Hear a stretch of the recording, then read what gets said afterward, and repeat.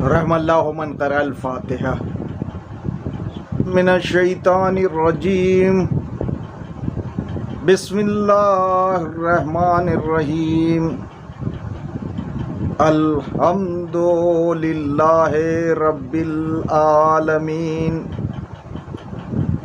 वस्सलातु वस्सलामु अला अशरफिल अंबियाए वल मुरसलीन खैरुल मुबश्शिरीन वल मुनज़रीन शफ़ीउल मुज़निबीन अल मुखातिब ताहा व यासीन अल नबी अल मुअय्यद व रसूलुन मुसद्दद अबिल क़ासिम मुहम्मद अल्लाहुम्मा सल्लि अला मुहम्मद व आले मुहम्मद सुम्मस्सलातु अला आलिहि तय्यबीन अत्ताहिरीन अल मासूमीन अल मज़लूमीन वलानतुल्लाहि अला आदाइहिम अजमईन मिन यौमिना हाज़ा इला यौमिद्दीन अम्मा बाद फ़क़द क़ाल अल्लाहु तबारक व तआला फ़ी मुहकमे किताबिहिल मुबीन वल फ़ुरक़ानिहिल हमीद व क़ौलुहुल हक़ बिस्मिल्लाहिर्रहमानिर्रहीम या अय्युहल्लज़ीना आमनू इत्तक़ुल्लाह व कूनू मअस्सादिक़ीन सलावत अल्लाहुम्मा सल्लि अला पाक परवरदिगार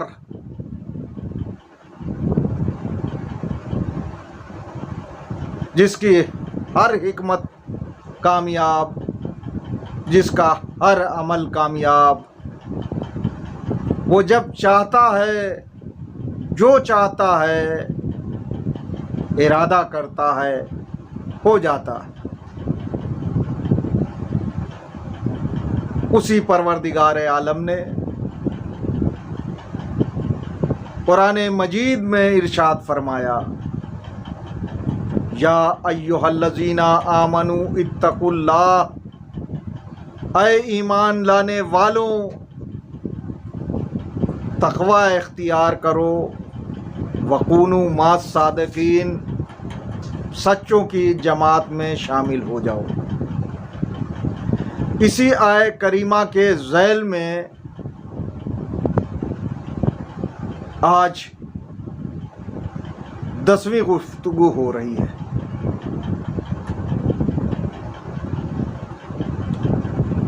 अब तक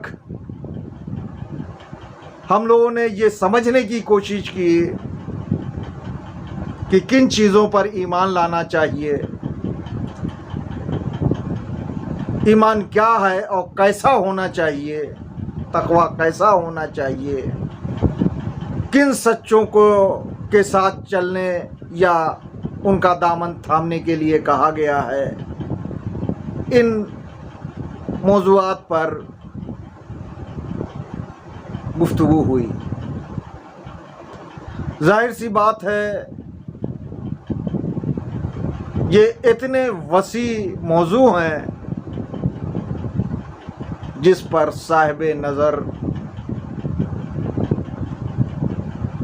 अच्छी गुफ्तगू कर सकते हैं, अपने इल्म के मुताबिक मेयारी गुफ्तगू कर सकते हैं। खुदावंद आलम से दुआ है कि वो मुझे भी इल्म अता कर दे ताकि मैं भी मेयारी गुफ्तगू कर सकूं। लेकिन अभी फ़िलहाल हमने मुंह खोलने की कोशिश की और कम इल्मी के बावजूद कोशिश की कि अक़वाले मासूमीन और रसूलुल्लाह की हदीसों में से कुछ चीज़ों को बयान कर सकूं।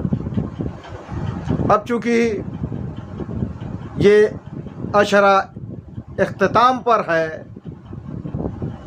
इसलिए अब तक जो बातें कही गई हैं उसे समेटना चाहता हूँ कि अल्लाह ने ईमान लाने वालों से खिताब किया, यानी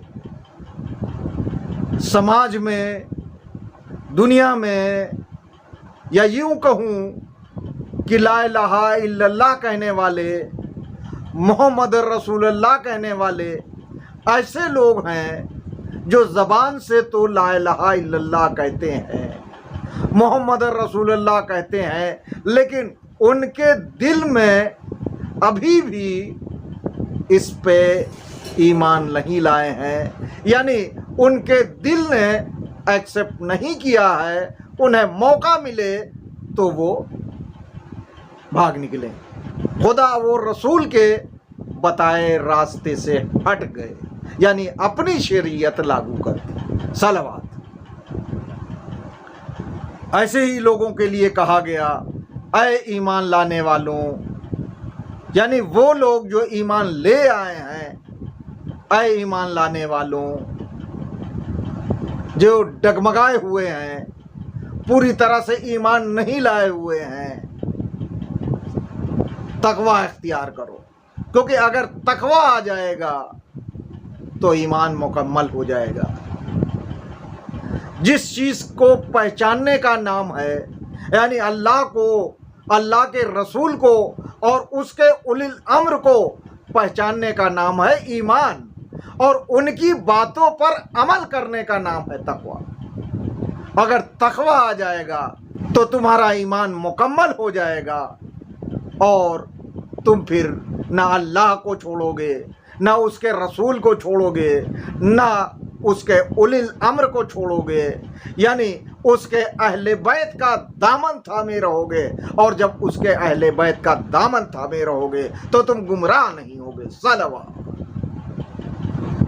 अजीज़ान मोहतरम, कोशिश यही थी कि इसमें बताया जाए, जब रसूलुल्लाह ने 57 साल पहले अपने निवासे पर मुसीबत आने और भूखा प्यासा कत्ल किए जाने की खबर दी थी, तो फिर इनकलाब क्यों ना आया? लोगों ने रसूल के निवासे को बचाने के लिए प्लानिंग क्यों नहीं की? एक क्यों नहीं हुए? इसकी वजह ये थी कि उनके ईमान मुकम्मल नहीं थे, वो रसूल की बातों पर पूरी तरह से यकीन नहीं करते थे। हालांकि रसूल ने सबसे ज़्यादा अगर किसी चीज़ के लिए जोर दिया तो सच्चाई पर जोर दिया।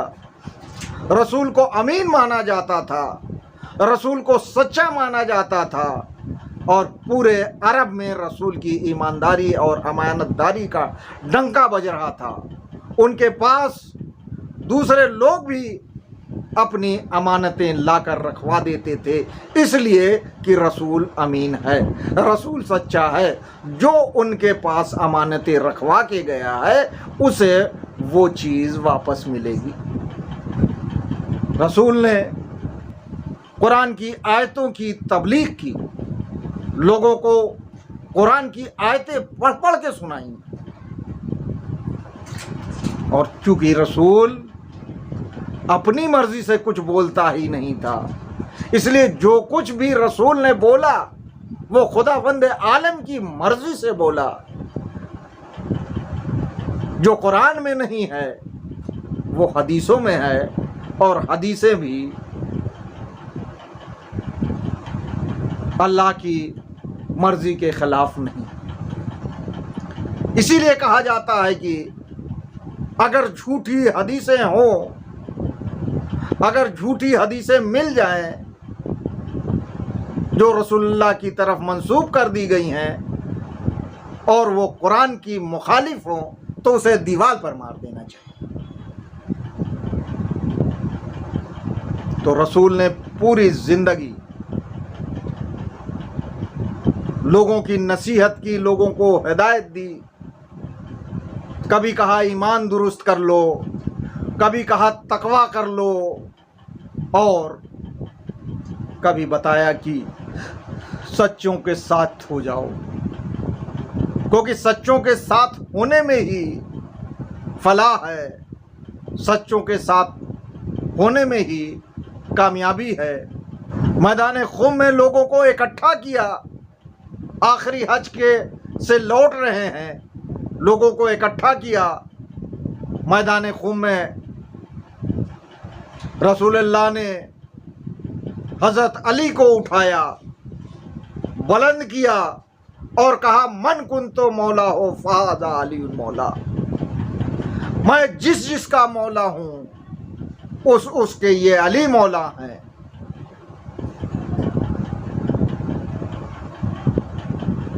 जिंदगी उतनी ही होती है जितनी अल्लाह बख्शता है। ना आदम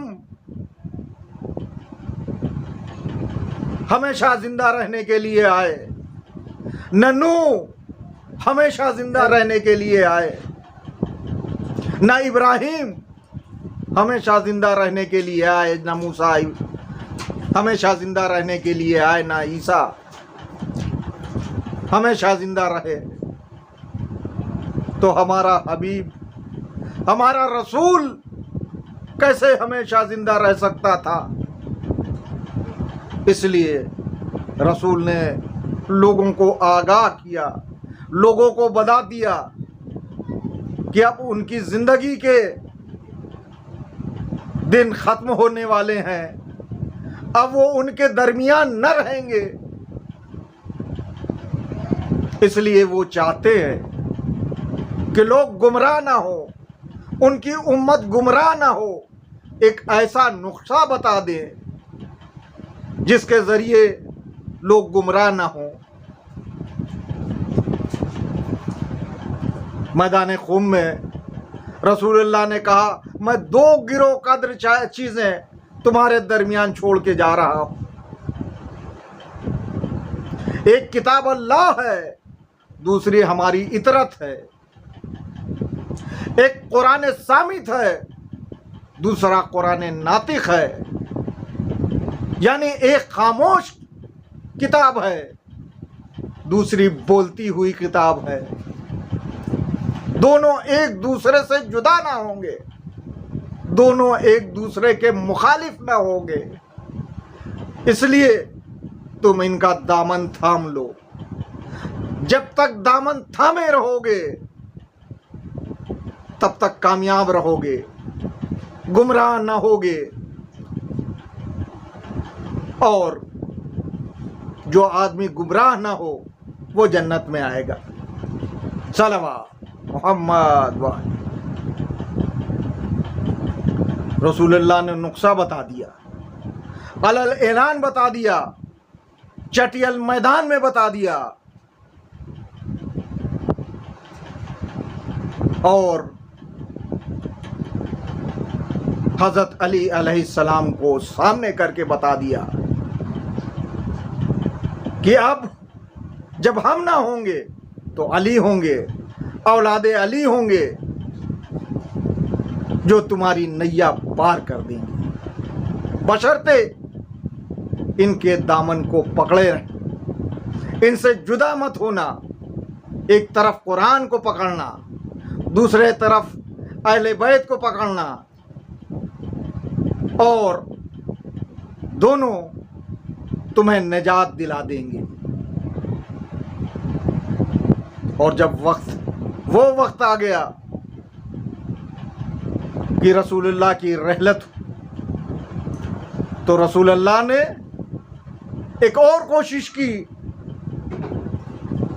कि कौम गुमराह ना हो, तहरीर लिख दें, एक नुस्खा लिख दें। कलम देवात मांगा गया, लेकिन मना करने वालों पर लानत हो कि उनका रसूल कौम की हिदायत के लिए कुछ लिखना चाह रहा।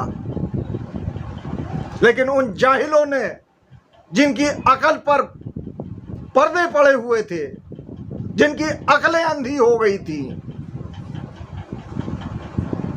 जो अक्ल से अंधे थे, उन्होंने रसूलुल्लाह को कागज कलम नहीं दिया और तहरीर नहीं लिखवा सके, लेकिन मैदान खुम में दिया गया खुतबा भूला तो नहीं जा सकता था।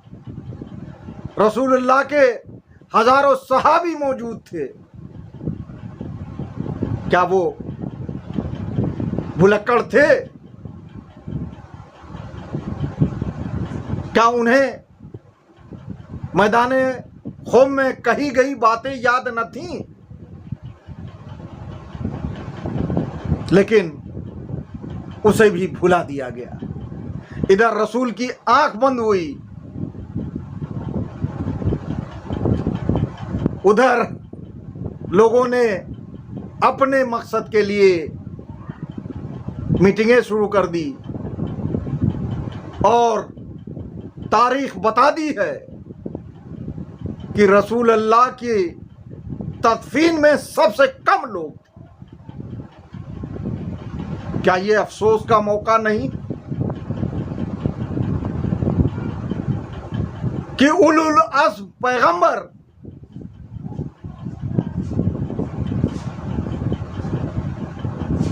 जो तमाम नबियों में सबसे बड़ा नबी, जिसकी शरीयत ता क़यामत तक बाकी रहेगी,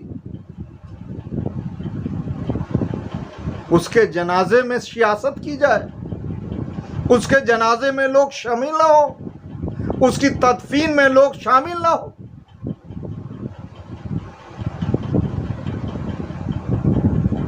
सिर्फ रसूल के जनाजे में ही नहीं, उनके अहले बैत के साथ जो सलूक किया गया, उससे यह साफ हो जाता है कि लोगों ने मसलहतन रसूल के दाएं बाएं बैठ रहे थे, लेकिन जब रसूल दुनिया से चला गया तो वो बदल गए। रसूल का बड़ा नवासा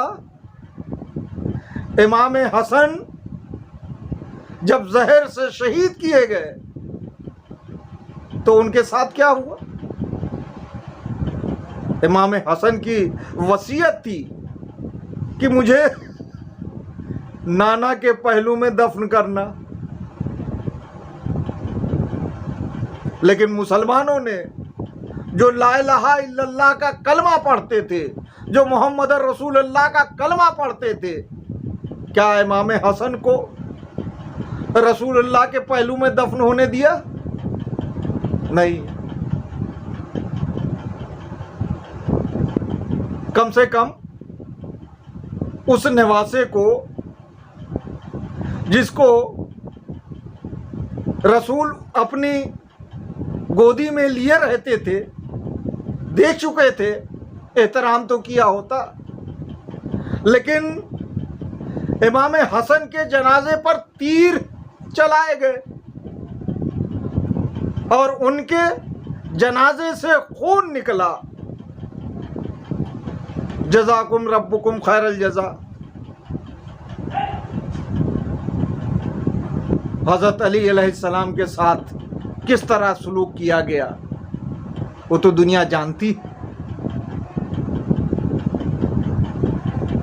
ये वो सहाबी थे, ये वो लोग थे जो रसूल अल्लाह का कलमा पढ़ते थे,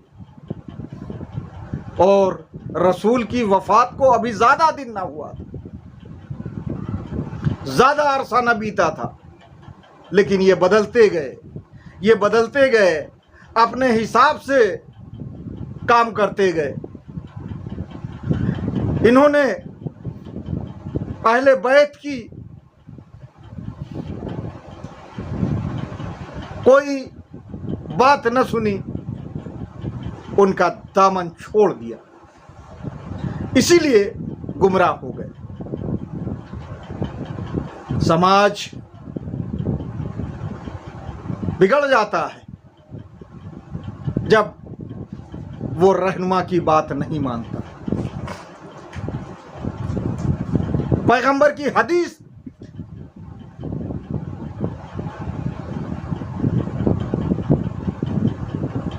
कि नेकी करो और बुराई से रोको, ये हर एक के लिए है, हर जमाने में थी, हर जमाने में है, कल भी थी, आज भी। नहीं अनिल मुनकर और अमिल बिल मारूफ सबसे चीख चीख कर कह रहे हैं कि रसूलुल्लाह ने कहा है तो करो, लेकिन न कल किया गया न आज किया गया।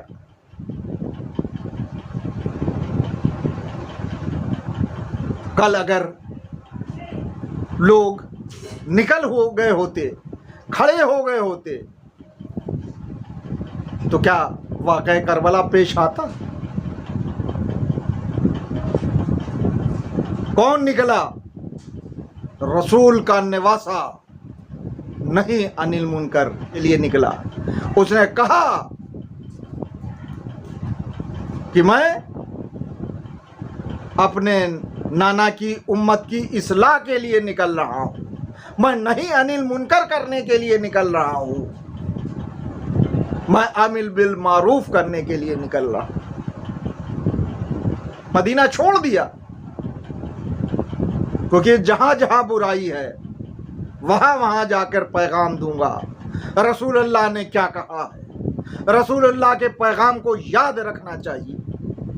हर जमाना याद कर रहा है रसूलुल्लाह की इस हदीस को, हर जमाना चीख चीख कर कह रहा है अपने बुजुर्गों से, अपने रहनुमाओं से, अपने सरपरस्तों से कि उठो, बुराइयों को दूर करने के लिए नहीं अनिल मुनकर करो।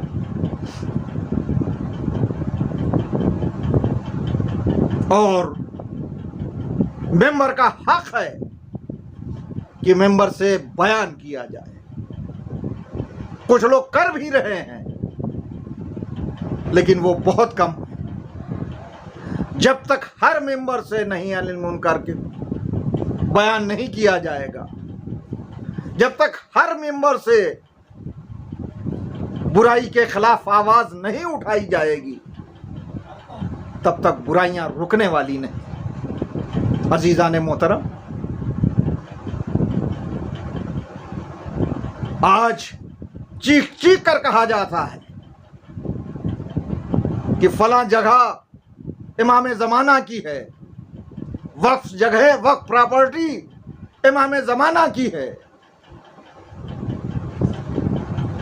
लेकिन खुर्द बुर्द करने वाला, बिकवाने वाला, बेचने वाला, डाका डालने वाला अगर उनका है तो सरपरस्त होने के बाद भी उनके मुंह से आवाज नहीं निकल सकती। क्या उन्हें छोड़ दिया जाएगा? उनका भी दामन पकड़ा जाएगा। बता, तूने नहीं अनिल मुनकर क्यों नहीं किया? क्या तेरा रिश्तेदार था इसलिए तूने आवाज नहीं उठाई? और सिर्फ उनका ही नहीं, बल्कि दूसरे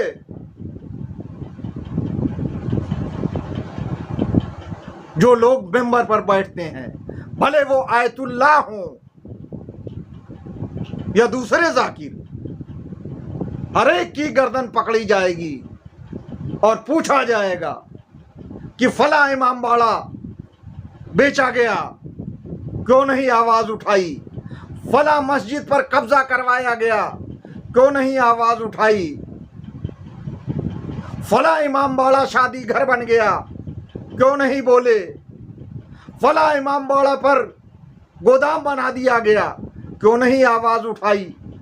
ये एक जगह का मामला नहीं, ये हर जगह का मामला। क्यों? क्योंकि ये इमाम ज़माना की जगह बताई जा रही है। इमाम ज़माना के नाम पर आज चंदा लिया जा रहा है। चंदा दे दीजिए, क्या काम कर रहा है, कितने गरीबों की मदद कर रहा है। सबसे पहला काम तो ये है कि इमाम ज़माना की प्रॉपर्टी को बचाया जाए। अगर इस काम को नहीं कर पा रहा है तो फिर वो नाकाम है, फिर उसके लिए किसी चंदे की जरूरत नहीं। अजीजान मोहतरम, हम सबको समझना पड़ेगा, हम सब पर नहीं अली मुड़कर और अमिल बिल मारूफ करना वाजिब। आज हर तरफ हंगामा है, हर तरफ लूट है, नफसी नफसे का आलम। मौलवी पैसा कमाने में लगा हुआ, जायज नाजायज उसे नहीं देखना है, पैसा आना चाहिए। फला प्रॉपर्टी है, बेच सकते हो बेच लो, फला जगह से पैसा आ रहा है, हराम है या हलाल नहीं देखना, ले आओ। अजीजान मोहतरम, आज फिर एक बार ऐसा माहौल हो गया है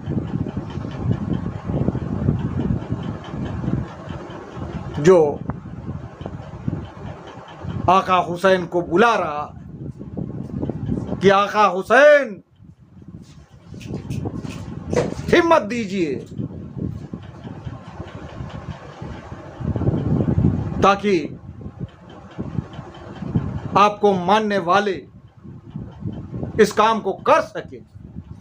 नौजवानों में जज्बा है, नौजवान इस काम को अंजाम दे सकते हैं, बशर्ते उन्हें सही तरीके से गाइड किया जाए। आज हमारे रहनुमा उन्हें गाइड नहीं कर रहे हैं। चंद आवाजें हैं, चंद उलमा हैं जो इस तरफ इशारा कर रहे हैं और वो बड़ा काम कर रहे हैं। उनकी सराहना की जानी चाहिए। कम से कम अंधेरे में वो रोशनी तो जला रहे हैं, वो लोगों को बेदार तो कर रहे हैं। लेकिन सन 61 हिजरी में इससे बदतर हाल था। आका हुसैन यको तन्हा थे,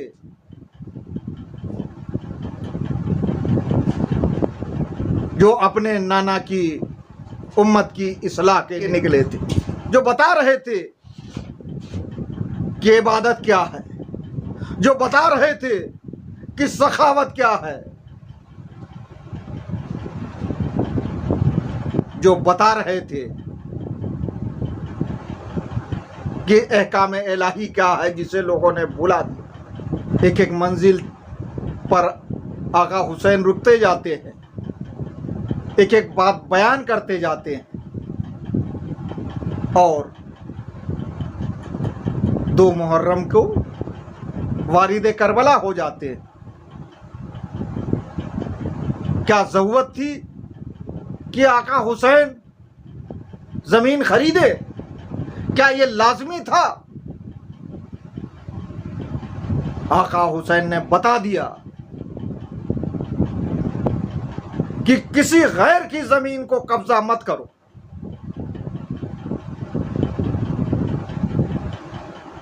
जिंदगी में कब्जा करने का सवाल ही नहीं, जब मरने के बाद भी किसी गैर की जमीन पर दफन होना गवारा नहीं। अगर अपनी जमीन है तो शौक से इस्तेमाल करो, लेकिन किसी दूसरे की जमीन पर कब्जा ना करो, बल्कि उसे खरीदो। इसीलिए आका हुसैन ने बनी असद को बुलाया और जमीन खरीद ली। खरीदने के बाद बनी असद को वापस कर दी इस शर्त पर कि यहां पर हमारी कब्रें बनेंगी। अजीज़ान मोहतरम, आका हुसैन का ये अमल, ये संदेश देना था, ये मैसेज देना था दुनिया के लोगों को कयामत तक के लिए कि किसी की जमीन पर नाजायज कब्जा न करना, किसी की जमीन पर बिना पैसा दिए हुए दफन न होना। क्या हम और हमारे उलमा इस बात पर जोर दे रहे हैं, लोगों को बता रहे हैं? अगर नहीं बता रहे हैं तो उन्हें बताना चाहिए।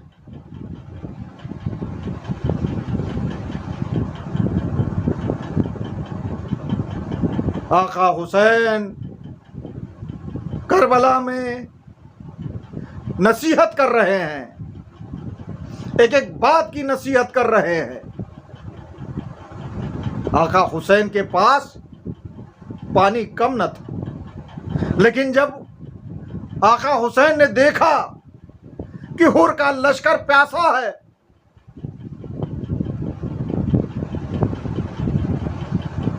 और अगर उसे पानी ना मिला तो सब तड़प तड़प के मर जाएंगे। क्या दुश्मन को पानी देना चाहिए था? अगर आका हुसैन की जगह ये मुखालिफ रहे होते तो क्या आका हुसैन के लश्कर को पानी देते? ये साबित हो जाएगा 10 मुहर्रम को। लेकिन आका हुसैन से प्यास न देखी गई। का अब्बास, अली अकबर, कासिम, ओनो मोहम्मद, इन प्यासों को पानी पिला दो। तारीख यही बताती है कि पानी एक एक को पिलाया गया, यहां तक कि जानवरों को भी पानी पिलाया गया। लेकिन आइए 10 मुहर्रम को करबला में आइए, आका हुसैन खुतबा दे रहे हैं, बता रहे हैं कि उनके 6 महीने के अली असगर की जबान खुश्क हो चुकी, चश्माहा अली असगर प्यासा है। लेकिन दुश्मन नहीं मान रहे। आका हुसैन ने जलती जमीन पर अपने 6 महीने के बच्चे को लिटा दिया। अली असगर ने अपनी सूखी जबान होठों पर फिराना शुरू किया। अली असगर ने अपने जबान दिखाकर लोगों को बता दिया, जालिमों को बता दिया कि उनका बाबा जो कह रहा है वो सच कह रहा है। अली असगर प्यासे हैं, जबान खुश्क हो चुकी है, जबान में कांटे पड़ गए। लेकिन क्या जालिमों ने पानी दिया? तारीख बताती है कि हुरमला 3 भाल का तीर लेकर बढ़ा और एक नहीं 3 बार निशाना लिया और तीनों बार निशाना चूक गए। आजीज़ान मोहतरम, हुरमला नामी पहलवान था। जब उससे पूछा गया कि तू इतना बड़ा नामी पहलवान एक 6 महीने के बच्चे को तीर से ज़िबा नहीं कर पा रहा है, तो उसने क्या कहा? है पिसरे साथ, जो मैं देख रहा हूं वो तू नहीं देख रहा है। जब मैं निशाना लेता हूं तो कभी रसूल खुदा आ जाते हैं, कहते हैं ऐ हुरमुला मेरा बच्चा प्यासा है, इसने क्या खता की है। कभी जनाब फातिमा आ जाती हैं, कहती हैं कि मेरा बच्चा प्यासा है, इसने क्या खता की है, इसे जब ना कर। कभी अली मुर्तजा आ जाते हैं, कहते हैं इस बच्चे की क्या खता है, तू इसे तीर से ज़िबा क्यों करना चाहता है। अजीज़ाने मोहतरम, अब जो तीर चलाया हुरमुला ने तो नन्हे अली असगर के गले में पेवस्त हो गया। नन्हा गला था, तीर गले से होता हुआ हुसैन के बाजू में पेवस्त हुआ। आका हुसैन ने अली असगर के गले से बह रहे खून को चुल्लू में लिया। चाहते हैं आसमान की तरफ फेंक दे, लेकिन आसमान से आवाज आई, ऐ हुसैन अगर खून का एक कतरा आसमान की तरफ आ गया, आसमान से पानी न बरसेगा। चाह जमीन की तरफ फेंक दे, तो जमीन से आवाज आई, ऐ हुसैन अगर जमीन की तरफ खून गिरा तो कुछ भी ना उगेगा। आखिरकार हुसैन क्या करता, रसूल के नवासे ने अली असगर के खून को अपनी पेशानी पर मल लिया और कहा, बारे लाहा तू गवाह रहना, तेरे हुजूर में इसी तरह आऊंगा। अली असगर की लाश को लेकर खैमे की तरफ आए, 7 कदम आगे बढ़े, 7 कदम पीछे हटे। इन्ना लिल्लाहि व इन्ना इलैहि राजिऊन रज़न बिक़ज़ाइही व तस्लीमन ले अमरे। बीबियां आ गईं। आका हुसैन ने कहा, ए रबाब लो अली असगर को ले लो, अली असगर को प्यार कर लो। माँ ने देखा अली असगर का गला तीर से छिद गया है। माँ ने गिरिया किया, पुपियों ने गिरिया किया, बीबियों ने गिरिया किया। खैमे में वाह अली असगर आके नारे बुलंद हुए। हुसैन कहते हैं, ए रबाब अली असगर की लाश को मुझे दे दो। अली असगर की लाश को मुझे दे दो। अली असगर की लाश ली, नन्ही सी कब्र खोदी और अली असगर को उसमें लिटा दिया। मिट्टी दे दी, पानी तो था ना, आंसू बहाए अली असगर की कब्र को नम किया। नन्ही सी कब्र खोद के असगर को गाड़ के शब्बीर उठ खड़े हुए दामन को झाड़ के। इन्ना लिल्लाहि व इन्ना इलैहि राजिऊन रज़न बिक़ज़ाइही व तस्लीम।